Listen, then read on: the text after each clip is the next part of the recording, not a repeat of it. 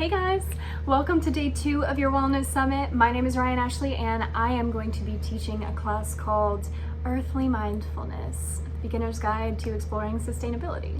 Normally I would totally film this outside because that's just my place to be, but unfortunately they've been doing a lot of construction outside my house and I was afraid a public park might be a little too loud because the weather's been super beautiful and tons of people are outside. Anyway, all of that is irrelevant.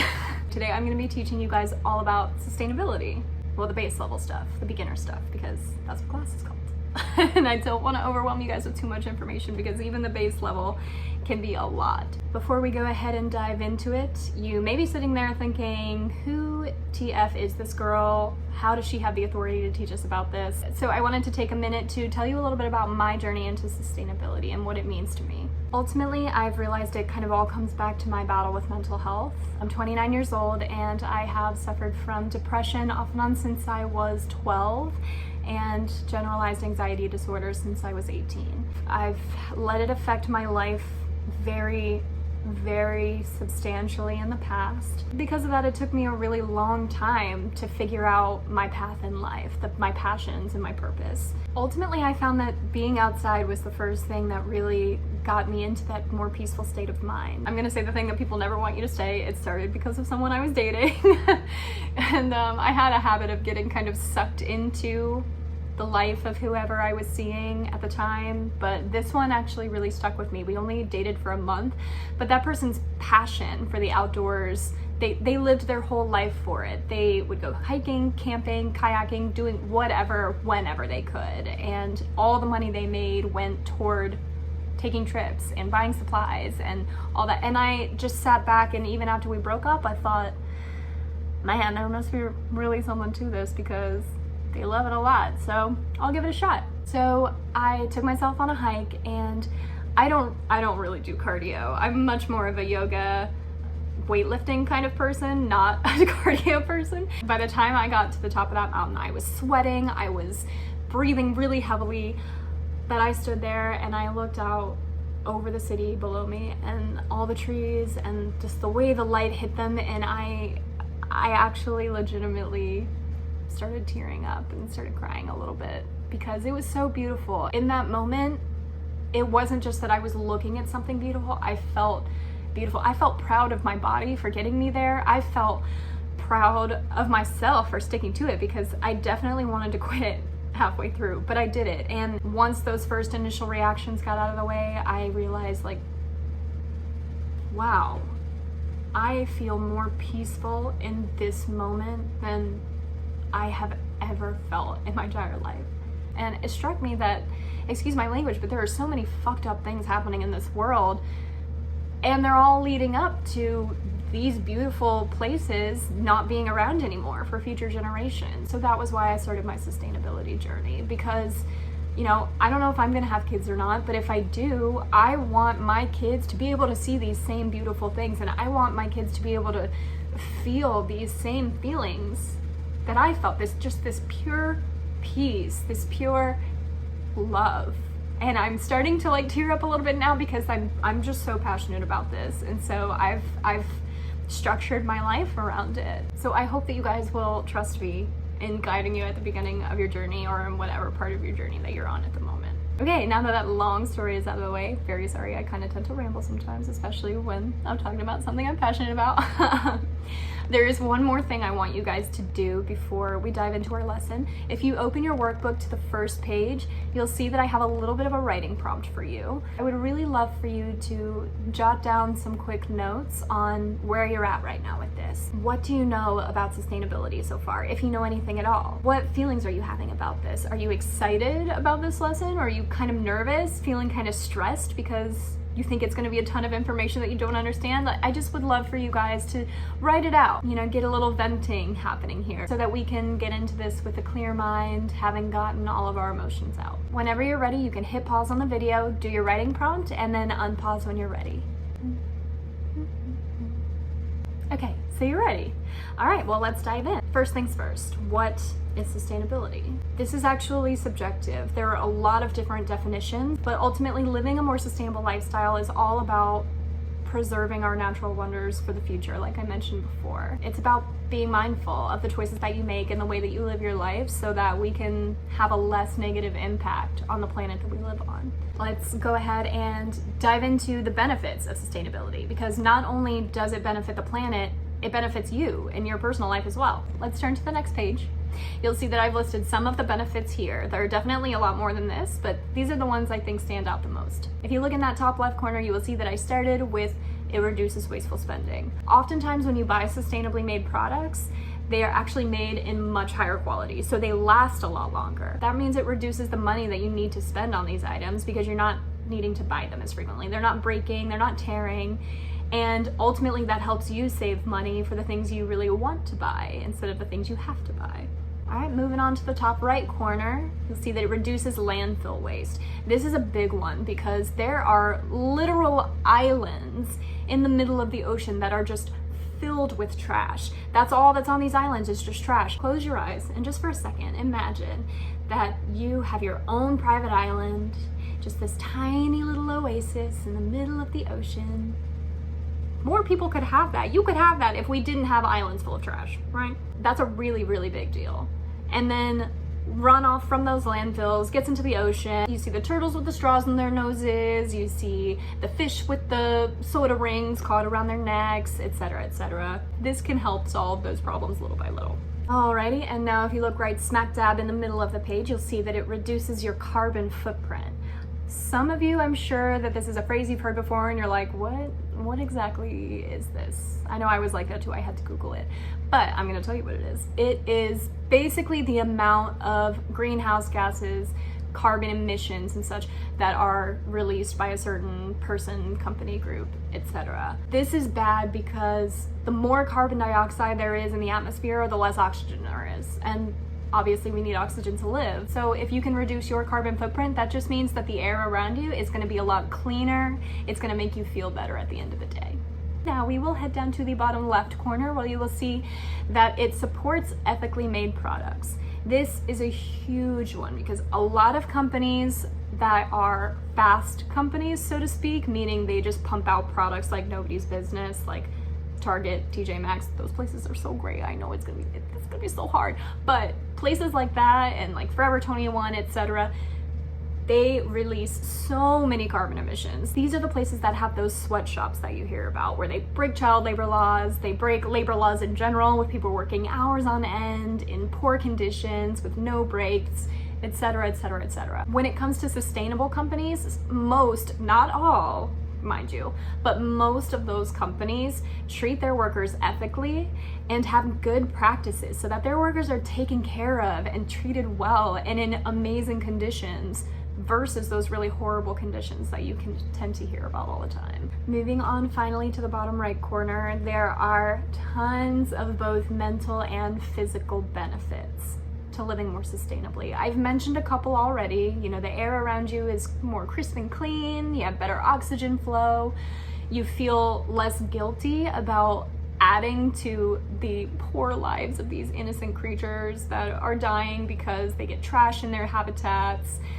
And not just those things though, but once you start a sustainability practice, it links directly to mindfulness. So once you get into the habit of making these better choices, ultimately you feel more positive about yourself and about the life that you've created around you. And I'll touch a little bit more on that later when we talk about some positivity stuff, but that's definitely an incredibly important thing that living more sustainably can help with. If you turn to the next page, we will talk about the biggest myth there is in sustainability. You can see it there. It says, and I quote, "I have to do everything perfectly and change my entire life or I will not even make a difference at all." That is such a lie. Let me tell you, that is such a lie. Small steps are better than no steps at all. And I'll be repeating that a couple different times throughout this lesson. Small steps are better than no steps at all. You do not have to do everything perfectly whatsoever. If every single person in the world took even one step toward living a more sustainable life, it would create a huge difference in the way the environment is. A really good example of this was just this year when everyone was on stay-at-home orders all around the world for the pandemic. You started seeing all these stories come out about how the canals in Venice in Italy were clear for the first time in years, and the swans were returning to the canals, and bears coming up towards people's houses because they weren't afraid of what was going on anymore. They were more willing to walk around. All of these amazing things started happening when people were at home and we weren't producing as many greenhouse emissions, etc. Like, it's really insane what just the littlest things can do. So I always like to start with that when I'm talking to people. It's like, no, absolutely not. You don't have to do everything perfectly. Throughout the rest of this class and the workbook that I provided you with, you'll find some steps to take as you're easing your way into your new sustainable lifestyle. You'll find an example of a journaling exercise that will help you in taking those steps. And you'll find some keywords and phrases and really important things that will help you along the journey as well. Ultimately, we'll be covering 5 key steps. So if you turn the page, we can start with step 1. This step sort of ties into what I was just talking about. Pick one area to start with. Let's throw it back to a minute ago when I said you do not have to do everything perfectly. Your journey is going to look different than the person next to you, so on and so forth. I've provided a list below of examples of areas of your life that you can pick and choose. I want you to pause this video and take a long minute to really look at the list I gave you. Choose one topic to start with that you think fits your life best based on your current interests and lifestyle that you're living. And once you're done, you can unpause. Now that you've chosen your topic, turn the page and let's head to step 2. This is what I would say is the second most important step. Get informed about your topic. It is a fact it's a fact in my world that knowledge is power. It can get you so far in life. 1, because you can streamline processes and make things faster and more efficient for you and everyone around you. Also 2, and slightly more important in the realm of sustainability, it can keep you from making little mistakes. I listed a couple of examples of those mistakes I'm talking about below. One of the mistakes people can make is not realizing that certain key buzzwords don't mean good things. For example, the word vegan isn't always a positive thing. The vegan diet is not healthy for everybody's body. I tried to go vegan and I ended up having a crap ton of stomach issues, so I went back to being vegetarian. I guess I'm the opposite of lactose intolerant, but a key example. And also in fashion, the word vegan can mean that those products actually use harmful plastics in place of the animal products. The second example I gave is a little bit on the lines of what I was first talking about. You might not know that some natural or healthy foods actually contain harmful ingredients. Like soy, for example, it was a huge fad. Everybody was drinking it, cooking with it, but soy is actually one of the most pollutive industries in the entire world. They produce a ton of waste, and soy in large amounts is actually really bad for you, for your body, because it contains a lot of estrogen. So for men, it's even worse, but for women, having too much can cause a lot of problems. Those are just a couple of examples of things that eventually down the line, once you're further into your sustainability practice, you want to try your best to avoid. Turn the page and we'll talk about step 3. Step 3 actually comes with an exercise that I'm super excited for you guys to do. It is all about determining what steps are best for you. It is a fact that not every step is the right one. Just because you know someone else who may be doing it doesn't mean that it's exactly the right thing for you. A friend or family member may be able to go from 0 to 60 in a second, but you don't have to dive into the deep end right away. Like I said at the beginning of the video, and I warned you that I would be saying this again, small steps are better than no steps at all. So we're gonna do an exercise that helps you determine the best steps for your life. And hopefully it'll also show you that taking those small steps are actually the better option, because those small steps help you build a much stronger and more solid foundation for a more long-term sustainability practice. Flip the page and we'll start on this exercise.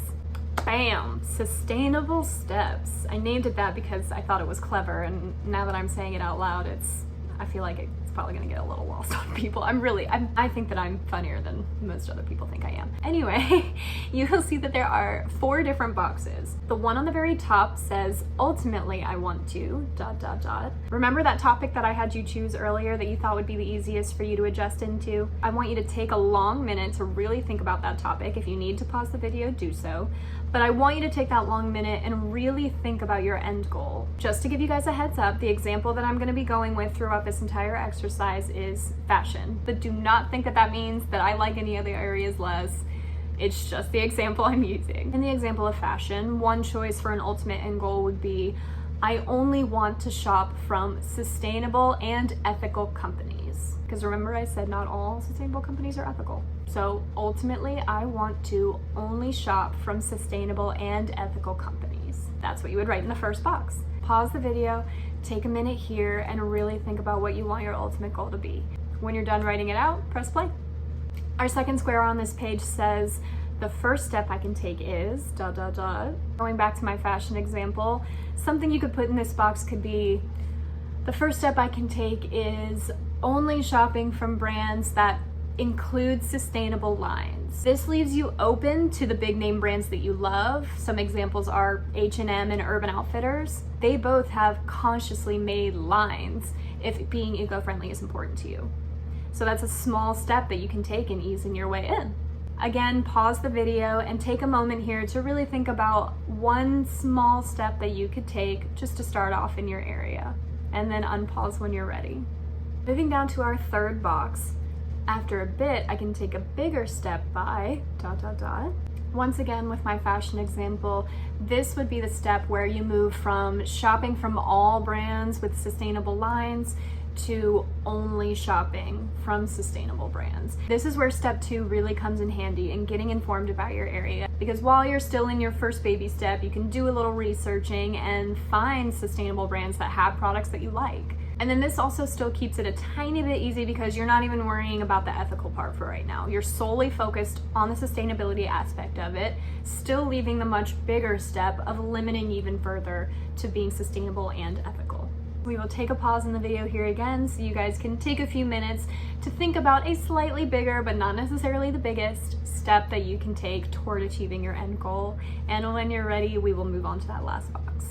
Okay, and it says, and once I feel comfortable with this, I'd like to add on to this topic by learning about ... In this box, I want you to choose the next topic that you're going to be thinking about. Don't get stressed. I promise I'm not trying to add on to your load. This is for a good thing. Ultimately, you always want to be trying to progress, and a lot of these topics actually intertwine. So I was giving all of those examples about fashion, but those same steps could be used in your everyday lifestyle products, your beauty products, your kids products if you have kids. They all kind of intermingle with each other. So in this last box, I want you to think about one topic from above that intermingles with the topic that you're currently focusing on. If you need to flip back and take a look at the list again, definitely feel free. You have plenty of time in your own pause mode. Either way, I'd like you to pause here and choose that next topic that you want to focus on. Unpause when you're ready. So the reason I had you fill out that last box is because just in my personal experience, I've found that it helps me stay motivated if I have something to look forward to. But I'm a total nerd and I really love to learn and do research and stuff, so if you're not like that, this may not work as well for you, and I'm sorry about that. But if you are like me, you know that whenever you're really interested in something, it's fun to look stuff up. So having that next topic to look forward to and keeping in mind that you have this new thing you're gonna get to learn all this cool stuff about, it can help you stay in that more positive and motivated mindset. And that directly ties into what we're going to be talking about in step 4. Turn the page. Remember when I said that step 2 is probably the second most important one of the 5 steps? This is the most important. Keep your journey positive.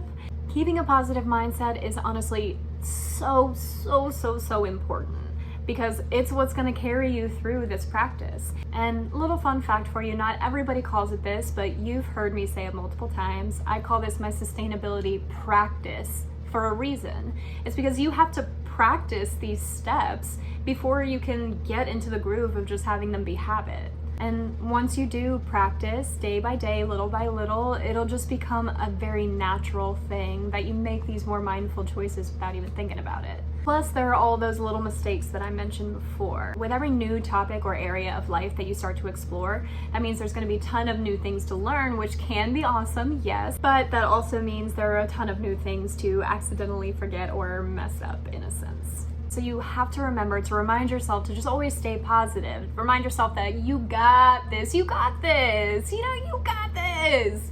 Even just making the effort means that you're better off than you were before. And I call that a positive thing on any given day. But go ahead and turn the page. You'll see that we're finally at step 5, which directly ties into keeping things positive. Talk about it. Talk about it. Talk to family, friends, random Instagram strangers who are also into sustainability. and lean on them through the process.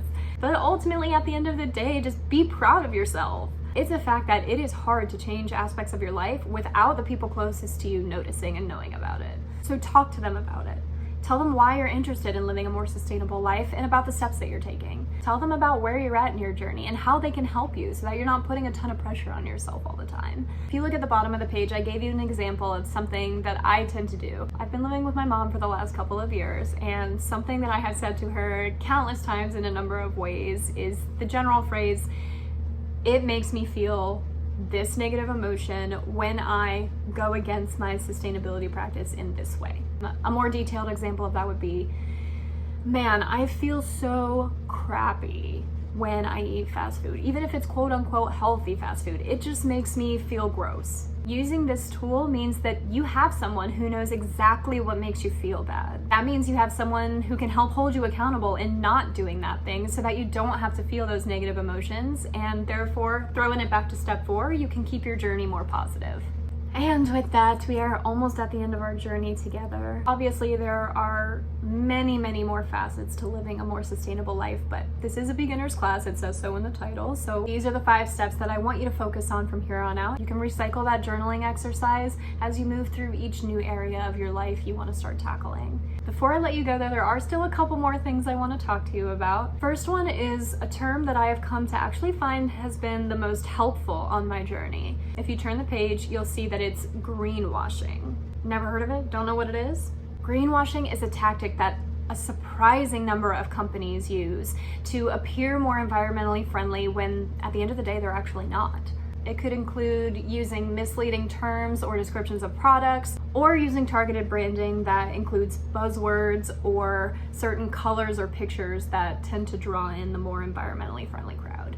There's actually a good large handful of ways to spot greenwashing, but I've listed the 3 most major ones to be on the lookout for when you're doing your step 2 research. First one is words over numbers. If you go to a company's website and you see some of those buzzwords I mentioned before, examples being sustainable, eco-friendly, all natural, but then you keep looking and you don't really see any evidence to back that up, like you don't see any numbers, you don't see any percentage figures, pass.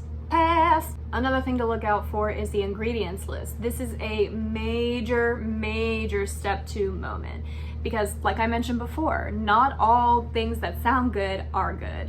Vegan, not always good. All natural, not always good. There are a ton of natural ingredients that people use that are actually not good for you. And there are actually a ton of synthetic products to be used that are good for you. So you want to look more for companies that say that they're clean, or again, major step 2, do your research. If you don't know what something is, look it up. If it seems like it may be a little sketchy, look it up. Cannot stress enough the importance of step 2 when it comes to ingredient lists. But I digress. Moving on, we still got one more, and that is no certifications. Once you get the hang of it, you'll realize a lot of companies that claim to be sustainably made all have the same kinds of certifications. If they're cruelty-free, they're certified by PETA or Leaping Bunny. If they use actual certified organic materials, you'll see a GOTS certification, etc. If you're not seeing any of these certifications or badges on their site anywhere, once again, get out of there. At the end of the day, the bottom line and most important thing to take away from this little page in the workbook is that if a company is not being transparent with you about their numbers, their certifications, their ingredients, pass. Get out. Bye. See you never. They are greenwashing like a son of a bitch, and you don't need them. If you want a really good example of a company who is doing the damn thing and doing it right so that you know what to look for moving forward, I recommend checking out Girlfriend Collective. You'll see everything is totally transparent on their website. They are a sustainable and ethically made activewear company based in the Pacific Northwest. Under every single article of clothing, the number of plastic bottles used in making this garment, the number of gallons of water that they saved in creating a sustainable piece of clothing, and they'll tell you the amount of CO2, carbon dioxide, that was saved in creating a sustainable garment. It's insane. Like they are just, like I said, doing the damn thing, doing it right. All right, I will get off my pretty high horse now and we will move on to the next activity. If you turn the page, you'll see that I've given you a couple pages in this workbook for some reflection. Kind of similar to how at the beginning I had you vent out your feelings. Now I want you to reflect back over this class. I want you to talk about how you're feeling now in this moment. What's your favorite thing that you think you've learned? How will you take these steps forward with you in your daily life now? Do you think you're actually going to change, or do you think that you're going to let it simmer for a little bit and then maybe make some little changes? Anything you want to write about, press pause, take your time, and when you are finished, unpause. We are at the second to last page. It says thank you, so you think it's the last, but it's second to last. Second to last page in the workbook, where I truly, just from the bottom of my heart, want to say thank you for participating in the Wellness Summit. This is my first time doing something like this, and it was really a joy to be making this and speaking so long on something that I'm so passionate about. If you enjoyed the lesson and you maybe want to get a heads up on some sustainable companies and products, then I would really love to connect with you on social media. I can be one of those random Instagram friends that I mentioned earlier that you can lean on during your journey. Or at the very least, I would love a review on how you felt about the class, since this is my first time offering it, but I am considering offering it to my followers in the future. So if you would be so kind, or if you're willing, I've given you 3 options at the bottom: my Instagram handles, my public Facebook group, and my TikTok, which I freaking love watching these videos, but it's so hard to actually make them sometimes. I'm like a total noob and I have no idea what I'm doing. I think I've posted like 2 things with barely any views. Anyway, it's there. You can follow or not. I'll be here either way. If anything, if you flip to the next page, you can take this one last thing with you, and it is my mindful mantras. A big misconception about mindfulness is that people think it all relates to meditation. I feel like it's gotten that reputation in the recent years, but if you take away something from this video, I hope it's that you realize mindfulness and meditation aren't the same. You don't have to meditate to be mindful. You can make mindful choices and live more mindfully without having to do that. And these mantras are just a few that I think are really applicable to the sustainability journey, because I know that when you are in step 2 and you're doing all that research, it can feel incredibly overwhelming and it can sometimes get stressful. So I wanted to offer you something that you can do anytime, anywhere, that will help get you out of your head and back into your body, feeling secure, and will hopefully bring you back into a little bit more of that positive side of the journey. If you're alone, you can say them out loud, or just out in public anywhere. You can say them silently to yourself in your head. For each example, I gave you something that you say to yourself on your inhale and something to say on your exhale. And like I said, they all pertain to the sustainability journey, and I hope that they help you in some way. But yeah, check you out. You are done with day 2, sustainability. I really hope that you enjoyed it. If you didn't, I'm so sorry. Like I said, this is my first time making one of these. Either way, I hope that you continue to learn a lot more this week and you really enjoy it. Thank you guys so much for being here. Peace, love, chicken grease, is that right? Peace and love.